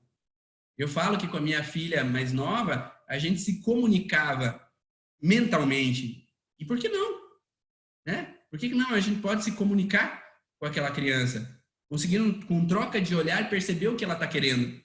Só que a gente perde essa conexão. A gente perde esse vínculo. E aí o pai e a mãe não sabem ler o que a criança está querendo. Se ela quer fazer xixi ou tá cocô, ou se ela está chorando por causa disso, por aquilo, fico paranoico, com medo, eu não sei o que está acontecendo, e daí gera uma piora, né, dessa conexão. Então, essa conexão é importante. Né? É trabalhar com o pai e com a mãe para restaurar essa conexão e conversar. Se eu acho que eu não devo conversar com ela acordada, tem o que se chama de sleep talking, ou conversa no sono REM. E após a criança estar dormindo, depois de 30, 40 minutos, você dá uma cutucada, fulano, não acordou? Você começa a falar, papai, mamãe estão vivendo isso, nós estamos passando por isso, aquilo, aquele outro. Falar a real, né, o que realmente está acontecendo, o porquê que a gente está nervoso, porquê que a gente está ansioso, né, porquê que a gente está brigando dentro de casa. Isso que eu falo com minhas filhas. Não tem como a gente não se preocupar por situações de não estar atendendo. Não tem como a gente não ficar preocupado com algo. E não tem como não dar rusguinhas entre o esposo e a esposa, às vezes, em casa. É natural. Mas se nem os adultos entendem por que eles estão agindo assim, não tem como eles darem segurança para a criança nós estamos vivendo isso por causa disso, mas não se preocupe que vai passar. Se nem os adultos entendem, não tem como a criança entender. Por isso que é importante os adultos terem uma compreensão. E é o que a Eleanor Luzes, da ciência do início da vida, fala um pouco, nesse processo de pais conscientes. Os pais deveriam ser conscientes do que é ter filhos desde a adolescência, sabe? Desde a adolescência já deveria ter um ensinamento de pais conscientes que já saibam lidar com as emoções, que já saibam recepcionar uma criança, comunicar com uma criança. Então, a ideia que eu dou, eu falo demais, né, Ale? Mas a ideia que eu dou é conversar com a criança para dar segurança, tá? Expressar a segurança, expressar o que está acontecendo, se for possível, se não durante o sono, expressar aquela informação, mas sempre expressa a informação, daí corta, o mas corta tudo que passou, mas tudo vai ficar bem. Depois do mas, você não fala não, tá? Não usa mais a palavra não. Depois vai ficar tudo bem, pode ficar tranquilo, você pode ser feliz, pode brincar como criança, pode ser a criança que você é, que o papai e a mamãe vão resolver tudo, que o papai e a mamãe vão dar suporte a você, que o papai e a mamãe são responsáveis pelo que vai acontecer aqui, que o papai e a mamãe vão ficar bem. Por mais que talvez não aconteça ou ficar bem, mas ali o objetivo e seja honesto, é de coração, tem que ser visceral, tem que ser sentido como real. Se a mãe fala, vai ficar tudo bem, mas não acredita nisso, não vai funcionar. Não vai. Tá? Definitivamente não vai funcionar. Então, é importantíssimo que seja coerente. E a coerência é entre razão e emoção. O que eu falo e o que eu sinto tem que estar no mesmo sentido. Não sei se faz sentido isso para vocês, mas a emoção gera sintomas e a Letícia fala isso. A emoção gera sintomas e a emoção cura. Então, se eu expresso com emoção e verdadeira emoção, sim, é possível curar aquela criança e ela sair daquele sintoma. Aí a Vanessa fala aí sobre esse desespero em busca das vacinas. Ok, cada pessoa usa das suas formas que ela se sente segura. A minha preocupação sempre com vacinas é a intoxicação. Então, sempre quando eu utilizo da microfisioterapia para olhar nas minhas filhas depois da vacina, olhar qualquer paciente depois da vacina, a gente encontra infecção, que é infecção viral, e intoxicação. Então, a intoxicação também causa sintomas. E essa intoxicação é pelos metais que são usados para conservar a vacina. Então, para mim, o problema não é estar com o vírus ali. Né? A gente sabe que todos nós vamos ter o vírus. Porque o que o Hammer fala? Que quando a gente, por exemplo, os indígenas, eles estavam numa tribo isoladas e eles tinham pequenos sintomas baseados com as vivências que eles tinham. Ah, chegou uma onça aqui perto da nossa tribo aqui e representou um perigo, ou atacou alguém, a gente passou por um susto, passou por uma ameaça, certo? Depois o pessoal vai ter uma bronquite, depois vai ter uma tosse, depois vai ter uma gripe, por causa daquela ameaça. E sempre se fala que os micro-organismos que estão ali já dentro desse lugar onde é que eu habito, eles vão nos ajudar a reestabelecer o funcionamento daquele órgão. Então, a gente trabalha em simbiose. Então, as bactérias, os vírus já estão dentro da gente. Tá? Muitos deles. Já estão dentro da gente para nos auxiliar a necrosar. E hoje se fala em muitos estudos que a gente vive simbiose, onde tem mais bactérias, às vezes, do que células do nosso corpo. Né? E elas vão estar ali em simbiose para nos auxiliar. Eles vieram antes do que a gente no mundo, né? Então, na Terra, há quantos milhões de anos existem os micro-organismos? São os primeiros habitantes da Terra. Nós que viemos depois. Nós invadimos o território deles. Então, a gente vive em associação. Tá? Qual é o problema? Os brancos chegaram e invadiram a tribo. E com eles trouxeram micro-organismos que aquela tribo não conhecia. Então, aqueles micro-organismos que vieram da Europa, aqueles micro-organismos que vieram de outro lugar, que não eram conhecidos por aqueles índios, eles representaram um perigo a mais. Então, os índios viveram a ameaça, afloraram de novo aquele sintoma, e se eles estivessem com os micro-organismos deles, era um tipo de sintoma. Agora, com micro-organismos que o meu corpo não consegue assimilar, o sintoma é maior. Então, digamos que o coronavírus não é algo que a gente assimila. Pelo menos esse não é algo assimilado porque não está já dentro da gente. A H1N1 talvez já se espalhou e já está dentro da gente. Mas o coronavírus não. Então, o sintoma com o H1N1 vai ser um. O sintoma com o corona vai ser outro, porque não está assimilado no nosso corpo. Então, por isso que o sintoma tende a ser maior. Mas vocês viram que 86% das pessoas não tem sintoma. É assintomático. Então, isso nos dá a entender que precisamos ter uma fragilidade no órgão para que o sintoma apareça. Da mesma forma que os índios. Se os índios viveram uma ameaça, eles tinham um padrão pulmonar de fragilidade que deflagrou, eu vou usar a tua palavra, deflagrou o início daquele sintoma. Né? Se eles não tivessem vivido a ameaça, talvez não teriam sintomas.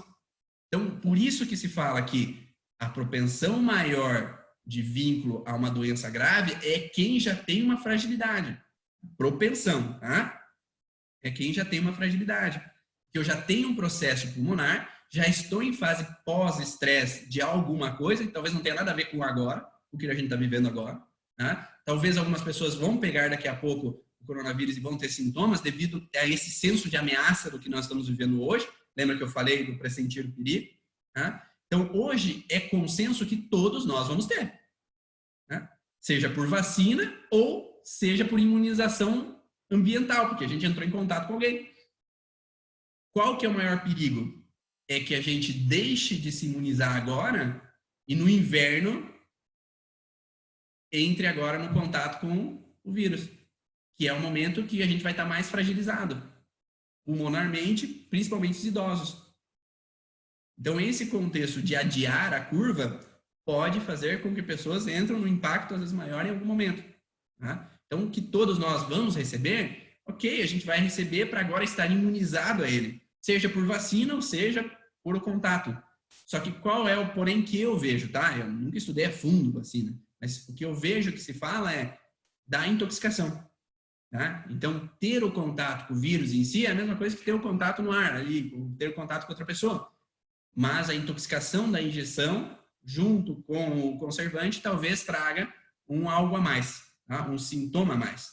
E aí a gente coloca o contexto de que a pessoa que vai ser imunizada, ela pode ter um sintoma depois. Porque ela captou agora o vírus e captou a intoxicação. E se ela tem uma fragilidade, ela pode iniciar uma alteração mais intensa. Não se fala, eu fui tomar a vacina da gripe e tive gripe depois. Não é? Porque se ela tem uma fragilidade, ela tem uma propensão. Agora, quando eu vou dar uma vacina para as minhas filhas, as vacinas obrigatórias, eu atendo elas com a micro antes e elas vão fazer a vacina e elas não têm terreno frágil para desencadear um sintoma. Então, elas não desencadeiam sintoma depois da vacina. Então, se eu não tenho um terreno propenso, eu não tenho a propensão de ter o sintoma depois. E daí eu trato depois por causa da intoxicação, porque tem um metal pesado. Tá? Para diminuir essa propensão de elas terem um risco. Tá ficando claro? Não sei se eu respondi, Vanessa. A Ana, e olha que interessante, no cérebro o caminho entre realidade e imaginação e realidade é o mesmo, mas a direção é diferente. Quando estamos falando de imaginação para a realidade, primeiro sentimos e depois vemos. E quando falamos da realidade para a imaginação, primeiro vemos e depois sentimos. Nesse sentido, é fundamental buscarmos ferramentas de meditação, visualização, livros, histórias, que nos façam sentir seguros, que ressignifique esse processo. Né? É isso aí. O que ocorre quando a pessoa toma vacina e fica muito mal? Acho que eu respondi já, né? Então, nesse sentido. Obrigado, Raquel. Achei você aí. Tá? Tá. Então, é esse o sentido. Então, quando tem uma fragilidade, ela tem uma propensão a desencadear o sintoma. Se ela não tem a fragilidade, ela não tem uma propensão. Da mesma forma que fala-se que 86% não vai ter sintomas quando entrar em contato com o coronavírus. Só que eu vou ser um hospedeiro. Eu vou ter ele comigo. E qual é o problema? Se você encontrar uma pessoa que está fragilizada, 10% das pessoas vão ter uma gripezinha. Desculpa, gripezinha. Vai ter uma gripe. E 5%, mais ou menos, vai ter um sintoma grave. Né? Então, quanto mais propensão a uma fragilidade eu tenho, e eu estou dizendo assim, essa propensão não quer dizer que aquela pessoa tem sintoma já. Mas vamos dizer que é uma pessoa que viveu o luto de 10 anos atrás, que ela não lidou ainda com a morte do pai dela. E agora ela mudou o foco perante a situação que está acontecendo hoje, aqui agora. Então agora eu desliguei do meu pai, do luto. Então eu relaxei com relação à curva do pai, do alerta. Então eu estou com a situação do alvéolo pulmonar agora numa fase inflamatória e eu entro em contato com o vírus. Então a propensão de eu ter um sintoma mais grave é muito maior, porque eu tenho um luto mal resolvido por causa de uma sensação de a morte está sobre mim, ou a morte está sobre os meus. Tá ficando claro essa relação? Então a pessoa está desfocando do processo conflitivo dela, porque hoje o perigo maior que a gente está vivendo é outro. Então eu deixo de ligar o link para aquilo, ou eu deixo de ligar o link porque minha mãe me falar tal coisa, outro contexto. Vamos voltar lá para as imagens. Então, quando a gente vai colocar, eu falei que o perigo iminente de morte está relacionado aos alvéolos pulmonares, que é essa parte amarela.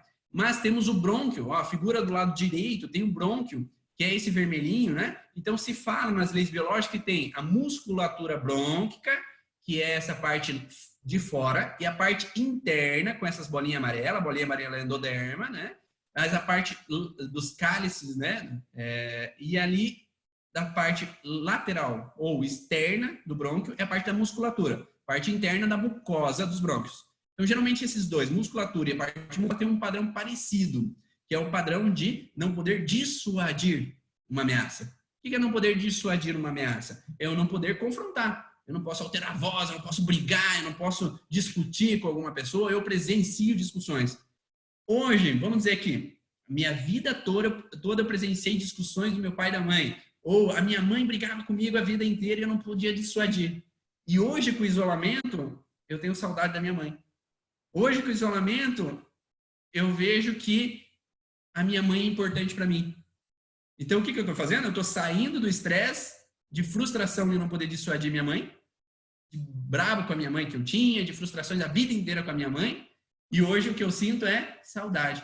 Então, eu saio do conflito ativo de não poder dissuadir para um contexto oposto, de falta da minha mãe. Hoje eu sei que ela fez o melhor que ela podia. Hoje eu estou ressignificando com várias meditações que estão fazendo online, com vários vídeos que estão sendo feitos online, e agora eu estou conseguindo me sentir mais relaxado com relação à minha mãe, só que agora eu entro no processo de bronquite.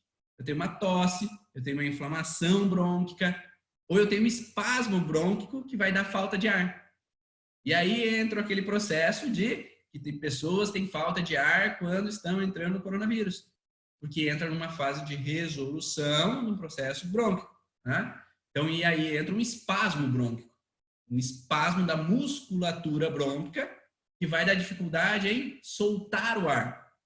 Tá? O que é dissuadir? Eu soltar o ar para dissuadir o outro. Então o leão ruge, um cachorro vai latir. A gente não altera a voz às vezes? Por que a gente altera a voz? Porque tem medo. Ninguém altera a voz se não tem medo.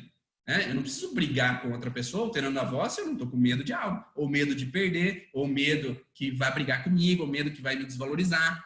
Né? Seja o medo que seja. Né? Mas ninguém briga, ninguém altera a voz por acaso. A minha filha briga com a outra quando a outra vai pegar um brinquedo da outra. Né? Então ela vai alterar a voz. Pegou meu brinquedo! Né? Então ela vai alterar a voz. Então, ninguém vai alterar a voz, simplesmente, vou alterar agora porque estou com vontade. Né? Mas é porque tem um medo interno. Né? O medo é a base. Então, existe o medo frontal de não poder dissuadir uma pessoa. Então, eu falo bastante lá no curso presencial, eu falava bastante assim, a Dani está invadindo o meu território aqui, eu tenho que xingar ela para que ela saia do meu território.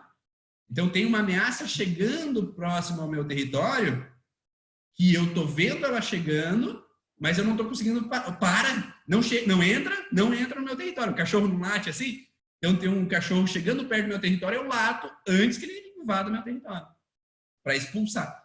Então eu tenho que dissuadir. Então os brônquios servem para isso. Só que se eu me sentir incapaz de fazer isso, aí ocorre a fragilidade. Então na infância inteira eu me senti incapaz de dissuadir minha mãe, que brigava comigo. Na infância inteira eu me senti incapaz de brigar com meu pai e minha mãe porque eles estavam discutindo. E hoje eu relaxei. Quando eu relaxo, tem o espasmo na crise epileptóide, eu tenho inflamação dos brônquios. Só que o brônquio, qual é a diferenciação da bronquite para a pneumonia de brônquios? Antes eu falei da pneumonia de alvéolos pulmonares. Agora a pneumonia de brônquios tem uma diferenciação de que os canais coletores do rim estão ativos ao mesmo tempo.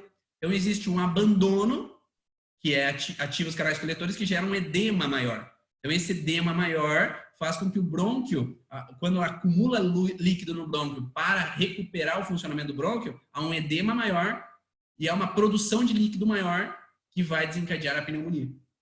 Então eu saio de um processo de estresse de não poder dissuadir, junto com uma sensação de abandono. Então eu não posso mais dissuadir minha mãe, eu fiquei frustrado, agora eu relaxei do frustrado, mas eu sinto um abandono da minha mãe, eu sinto falta dela. Então eu estou em fase ativa de abandono porque eu estou em isolamento, eu não posso ver ela, e ao mesmo tempo eu estou na frustração de brônquio. Tá? Eu fico imaginando se eu entro nessa linha de frente como os médicos que estão, e eles têm que ficar longe da família, porque eles não querem passar o coronavírus para eles. Eles estão no abandono, sem poder ver as famílias. Eu vi um vídeo esses dias de não sei se enfermeiro ou médico, que não podia abraçar o filho e chorou. Então imagine o abandono que ele está sentindo, a sensação de não ter eles, não poder abraçar, sentir sozinho. Então está no desabamento da existência, o abandono junto com o processo de brônquios, não poder dissuadir aquela situação de ameaça que está rondando, tá? E não poder confrontar. Tá? Então essa conjunção de fatores gera pneumonia. E aí entra os vírus a gente sempre olha um contexto ectodérmico, tecidos derivados do ectoderme, porque os vírus são a tendência de eles serem micro-organismos mais recentes na evolução das espécies, do que às vezes um fungo, do que uma micobactéria, que é um ser mais antigo, mais arcaico. Então ele tende a atingir tecidos mais evoluídos, que são tecidos derivados do ectoderme. Então por isso que há essa conjunção dos vírus com esse tecido. Seja o vírus o que seja, porque hoje tem teorias das mais diferentes dizendo o que é o vírus, né? Mas seja o vírus o que seja, ele vai atingir esses tecidos, em geral, ectodérmicos, né? Mas sempre há conjunções. Então, eu posso ter o nariz junto com o brônquio, então algo não me cheira bem de não poder dissuadir, né? Onde eu não aceito algo que pega a amígdala. Então, eu posso ter dor de garganta, nariz com coriza, mais pulmão com fragilidade. É uma associação entre órgãos e tecidos, que faz com que tenha essa conjunção. Tá? Então, por isso que os pacientes podem vir a ter sintomas daqui para frente, nesse sentido de ameaça, não poder dissuadir. Eu não posso dissuadir o prefeito porque ele não quer que eu trabalhe, e agora eu tenho um perigo com o meu funcionário, que o meu funcionário quer confrontar e quer receber salário, mas eu não tenho como pagar. E aí a gente pode ter um rim também, parênquima renal, que dá uma pressão alta para a situação financeira que eu estou vivendo e de perigo. Então vai ter uma série de conjunções. E uma questão forte também é o lavar as mãos, né? Então isso atinge um contexto epidérmico que eu estou sempre me sentindo sujo. Eu vou tocar, eu vou me sentir sujo. Eu vou tocar, eu vou me sentir sujo. E aí pode entrar pacientes que podem chegar com toque posteriormente. Porque eles têm que estar sempre se lavando, porque senão eles vão pegar aquela sujeira do vírus que vai me infectar e eu vou morrer. E aí esse padrão paranoico contínuo durante muito tempo pode fazer com que muitas pessoas entrem num padrão de permanecer nesse intuito. Eu já tive pacientes que tinham esse contexto de ensinamento que bactérias são perigosas e eles entraram no padrão de que eu tenho que me lavar, tenho que tirar a roupa sempre antes de entrar dentro de casa, porque eu tô sujo, tenho que lavar, tomar banho 5 vezes por dia porque eu tô sujo. Né? Tudo bem viver hoje uma preocupação, mas que eles tenham consciência, e você tenha consciência como terapeuta, que quando o teu paciente chegar, que ele possa estar trazendo essa consciência errada. Que hoje ele não precisa mais. Hoje ele já está imune, hoje ele já pode relaxar, ele não precisa ficar lavando a mão toda hora, não precisa ficar tomando banho toda hora, não precisa tirando a roupa e jogando água quente toda hora, seja o que seja. Né? Tá ficando claro? Ficou claro essas informações? Ivan, deixa eu fazer uma colocação. Você estava falando dessa questão do toque. A Denise colocou muito bem, a gente tem conversado sobre isso internamente. Quantas crianças que estão sendo gestadas agora, né, que vão manifestar esse toque, né, essa necessidade de limpeza, ou até o conflito relacional com o outro, porque estamos passando inconscientemente essa programação, né, para o outro. E outra coisa que eu estava pensando, quando você falou muito bem, né, dessa questão de preparar o terreno antes de tomar uma vacina, fiquei pensando, nós estamos também hoje fazendo marcações epigenéticas, né? Então, a gente precisa lembrar o tempo que nós estamos vivendo. Então, descobriu-se essa situação, pelo menos no Brasil, aqui em março. Beleza. Lá no ano que vem, em março, inconscientemente, estou lá trabalhando, de repente, meu inconsciente acessa essa memória. Lembrando que vamos entrar no Brasil, né? Diferente de quem está aqui na Europa, vamos estar entrando no período de outono, né? E no período de vacinas para gripe, contra a gripe, né? Diferente de quem está na Europa hoje. Então, a gente também precisa entender que lá no ano que vem, por março, a gente poderá também receber pessoas com o desencadeamento de alguns sintomas decorrentes das memórias que estamos vivendo hoje, né? Como aconteceu com o 11 de setembro, por exemplo. Não tem nada a ver com vacina, doença e tudo mais, mas as pessoas relembravam na data e reativavam padrões. Ou pessoas que ficavam ouvindo as sirenes e ficavam alerta de novo, porque vai acontecer de novo. Então, esse processo de que hoje eu ouço muitas sirenes rondando e as pessoas estão tudo desesperadas, tem que ir rápido, tem que resolver rápido, tem que cuidar rápido, isso pode ser um despertador também, né? Ou eu recebo uma notícia, eu vejo uma notícia de novo, tem uma epidemia surgindo lá em tal país, lá. Às vezes, por mais que não seja grande, por mais que seja coisinha de nada, pode reativar aquela leitura. E como você falou, a data de aniversário, né, da situação. Essa data de aniversário, ela pode ser replicada mesmo e reativando sintomas para a pessoa. A dermatite, né, que a Denise fala ali, sim, esse processo de dermatite com relação ao contato, como algo sujo, sim. O vitiligo com relação a uma separação intensa ou querer me separar intensamente com relação ao contato, né, pode aparecer também. O vitiligo pega a camada basal da epiderme, que é onde que é produzido os melanócitos, né, que caracteriza a cor da nossa pele. Então, sim, fase ativa de estresse com relação à separação de um contato ou querer me separar de um contato, gera naquele processo profundamente a baixa dos melanócitos. Então, vai dar o vitiligo. A Ana fala de uma enfermeira que teve já dermatite nas mãos, né? Então é fase de estresse ali que ela está vivendo, que dermatite surge pós-estresse. Mas se eu vivo nessa relação, que eu toquei em um paciente que tinha o coronavírus, daí eu fiz o exame e não apareceu nada, ufa, relaxei, né? Então essa relação de alguém espirra na minha cara, tem que passar o álcool na cara, eu tenho que me lavar a cara um monte de vezes porque eu sinto suja. Então esse pode ser um processo. E as questões financeiras podem ocorrer no ciclo memorizado também, sim. E o que as pessoas acham assim, vai aparecer um sintoma com relação ao financeiro nos ciclos memorizados? Não necessariamente sintoma, né? Porque se hoje eu estou vivendo um contexto aos 30 e tantos anos, não vou contar toda, né?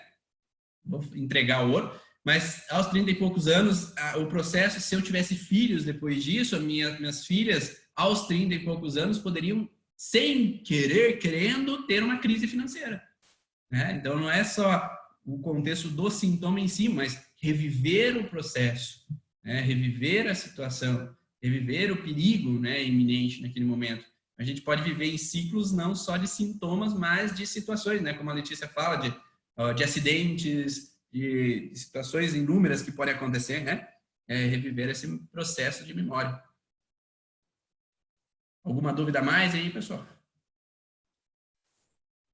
Respondi tudo, eu falei, fez sentido para vocês essas colocações que eu coloquei desses órgãos principais? Tá? Obrigado. Eu quis colocar os órgãos principais, nariz, pulmão, que é os órgãos principais que estão aparecendo e que podem voltar a aparecer, que é o que está acontecendo na China, né? Então, há um processo que a gente não sabe, foi o vírus, o que foi o vírus, o como surgiu, o que surgiu, tudo está uma grande incógnita, né? Mas surgiu pessoas com sintoma e elas agora estão revivendo o sintoma. Então, houveram pessoas que se curaram e agora estão tendo de novo. Porque o que representou aquele perigo iminente de morte, né? Então, eu estou no hospital, eu vou morrer, as pessoas estão morrendo ao meu redor. Agora, quando as coisas começam a melhorar, agora eu começo a ter sintomas de novo, porque eu relaxei de novo a situação. Então, uma coisa gerou outra, né? Então, é uma tranca, né? Eu fico preso dentro daquele conflito, porque aquele ameaça, eu tive a doença e eu fiquei com medo de morrer, agora eu me curei, mas agora reativo o padrão de inflamação naquele órgão de novo, porque representa aquele contexto. E nada impede de a gente estar vivendo mutações de novo, né? Mutações do vírus. Então, eu acredito que se o vírus já existisse, a gente já teria imunizado e sintoma seria leve. Né? Só que o que faz ter um vírus novo? Por que um vírus pode surgir? Né? Então, essa é a incógnita que se tem. Se surgem vírus novos, há uma propensão de ter sintomas novos, seja o vírus o que seja. Né? Deixei aberto aqui se alguém quiser fazer alguma pergunta em áudio. A gente está quase no final do nosso tempo. Eu sei que o Ivan tem cliente para atender, né? Hoje está liberado, né, Ivan? Tem uma outra reunião agora. Mas, sim, as pessoas mais extrovertidas têm a tendência de sofrer com distanciamento. Pessoas que têm conflitos motores têm mais dificuldades com o isolamento. O que é o conflito motor? É aquela pessoa que vem com um processo de não gostar de sentir presa. Né? Não gostar de sentir presa, eu estou em casa preso, eu não posso sair. O meu sogro, por exemplo, não gosta de ficar trancado em casa, ele tem que volta e meia dar uma volta. Né? Então, tem pessoas que não é por acaso que dirigem caminhões, não é por acaso que gostam de viajar muito a trabalho, ela não gosta de se sentir presa. Então, quando há esse processo que eu tenho que ficar preso, é uma angústia tremenda, eu me sinto sufocado. A esposa está sempre ali me perguntando coisas, me mandando fazer coisa, me sufoca, fica em cima de mim. Né? E aí, vai gerando um processo de me sentir sufocado. E aí gera uma sensação que eu tenho. A mínima sensação que o prefeito liberou, o governador liberou, já estou lá no fora, já estou voando. Né? Porque eu tenho que sair, né? Então, aí é essa relação mesmo de sufocamento, que se sentir preso ali sobre aquela situação, sim, né? Só que isso geralmente vem no transgeracional também, né? Aquele processo de casamentos que foram forçados, aquela indígena que foi laçada para ficar com o branco, aquelas situações sempre de se sentir preso, mesmo no presídio, mesmo no manicômio, mesmo nisso, naquilo, naquele outro. Essas prisões feitas antigamente remete a nós hoje, ou nossos pacientes, hoje, estar presos, e esse estar preso é perigoso. Então, tem que estar sempre voando. E quando a gente entende, corrige, o paciente consegue ficar. Ele consegue onde está. E aí não é mais um problema. A Ediane quer fazer uma pergunta. A Ediane quer fazer uma pergunta. Ediane, queres fazer em áudio? Sim, obrigada, Letícia. Sim, oi, Ivan. Não, eu só queria entender um pouquinho mais. Oi? Eu tô sem vídeo. Ela tá sem vídeo, eu também estava procurando ela. Tô sem vídeo, sim, eu tô sem vídeo. Não, eu queria te perguntar em relação ao conflito de tranca que você citou antes, mas neste caso, se o paciente fizer, por exemplo, um exame, vai dar positivo de novo o vírus? Não É o que vai, está não vai, acontecendo na ele não China. vai estar imunizado. É o que está acontecendo na China. Não, só que assim, um detalhe é uma coisa, outra coisa, outra coisa. Olha só. Lívia, me dá um chá aí também. Olhando todo Oi? mundo agora. A Lívia tomando um chazinho ali, né? Dá um É. chazinho. Oh, o contexto de que, olha só, o vírus, a bactéria está sempre dentro da gente, certo? A partir do momento que eu tenho uma infecção urinária, tá? Vamos partir desse processo. Eu tenho uma infecção urinária. Quando eu vou fazer exame, vai aparecer o quê? Bactéria. Se for um tecido endodérmico. Se for ectodérmico, não. Vai ter só uma ardência e vai falar, não tem nada. Não tem bactéria, então não sei o que é. Então é emocional. Tá? Então, se a pessoa tem uma ardência, é ectodérmico, e aí vai deflagrar uma situação onde que o médico não sabe por que a pessoa está ali. Porque na medicina, o que eu vejo é o culpado. Então, se eu vejo a bactéria, é ela a culpada. Tá? Só que, se é um contexto endodérmico e a pessoa vê a bactéria, quando ela vai fazer exame de novo e tem de novo uma alteração, vai ter bactéria de novo? Sim, vai ter bactéria de novo. Por quê? A partir do momento que o meu corpo reconhece aquele vírus, reconhece aquela bactéria, ela se torna simbiótica com a gente, na fase de estresse, baseado nas leis biológicas, tá? Baseado nas leis biológicas. A gente só vai saber com relação ao coronavírus se a gente fizer um estudo de grande escala olhando para isso depois. Tá? Mas hoje, quem está na frente é a medicina, e eles estão fazendo o máximo possível com medicamento e tudo mais para resolver isso, tá? Mas não estamos na linha de frente, a princípio, pelo menos eu, né? Não. Por mais que eu dei meu nome, mas não é ainda necessário. Quando há esse contexto em fase ativa de estresse, o que o Hammer fala que há uma proliferação de bactérias e vírus na fase ativa. Só que eles estão inativos. Quanto mais massa do conflito tem, maior a proliferação de bactérias e vírus na fase ativa inativos, sem funcionamento. Porque eles vão ser necessários na fase pós-estresse, porque a parasimpaticotonia ativa o funcionamento dessas bactérias e vírus. Porque é um meio ácido, e o meio ácido é propenso a esses micro-organismos entrarem em ativação. Só que eles vão entrar em ativação para auxiliar o funcionamento e eliminação do tecido que foi proliferado em fase ativa ou necrosado em fase ativa de estresse, para que agora elimine aquele tecido. Então, por isso que se fala que há um aumento do número de tumores benignos nas pessoas, cistos nas pessoas, por uma diminuição no número de bactérias para eliminar ou degradar esse tecido em excesso. Por isso que se fala tanto em hoje utilizar de consumo de lactobacilos, consumo de bactérias. Se fala tanto em cheira o cocô do teu nenê para você captar as bactérias, para você ter as bactérias contigo. Então se fala muito nesse contexto de fazer com que a criança já nasça com uma imunidade alta de bactérias. Tá? Então nesse sentido, se a gente pensar assim, se aquele vírus está coerente com a gente, se eu vivo de novo uma fase pós-estresse, aquele vírus vai proliferar ao mesmo tempo e vai ser encontrado da mesma forma que uma bactéria. Então, pensando nesse contexto, tá? Por isso que eu estou jogando possibilidades do que a gente pode ver. Existe a possibilidade de já ter mutações virais. E não é mais o mesmo vírus, mas ele já entrou em mutação, que aí é um outro vírus do mesmo coronavírus. Como já anos atrás houve um coronavírus, que agora tem o COVID, por isso que se trocou por Covid 2019, porque é um novo Covid, é um novo corona. Já existia corona, agora tem um outro corona. Então pode ser uma mutação, pode ser uma outra mutação, agora já. Então houve um processo de janeiro e agora na China já tem uma mutação, agora em março, para já atingir de novo aqueles chineses. Então talvez seja isso, talvez seja uma mutação, ou talvez seja simplesmente o vírus já instalado no nosso corpo, só que o que acontece na medicina? O que eu vejo é o culpado. Então, quando eu vejo o vírus, eu vejo ele como culpado e não o terreno que está fragilizado. Tá? Respondi?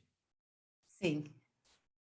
Agora eu preciso me despedir, porque eu tenho um compromisso, tá bom? Legal. Desculpe não poder responder mais, mas quem quiser, manda pergunta para mim no Instagram, nas redes sociais, eu estou à disposição, tá bom? Legal. A Lívia está dizendo que é cappuccino, né? Eu aceito, Lívia. Jogando a caneca na cara da gente. Gente, obrigada por estar conosco, Ivan. Gratidão por tanto conhecimento para esclarecer as pessoas que estão vivendo isso, para os nossos amigos, colegas terapeutas, né, que estão na jornada conosco. Quem quiser ver mais vídeos do Ivan, tem um monte lá no canal dele, muito legal. Tem o site das 5 leis biológicas, né? Eu sei que você está disponibilizando até algumas coisas agora nesse momento. Você quer falar alguma coisa sobre isso?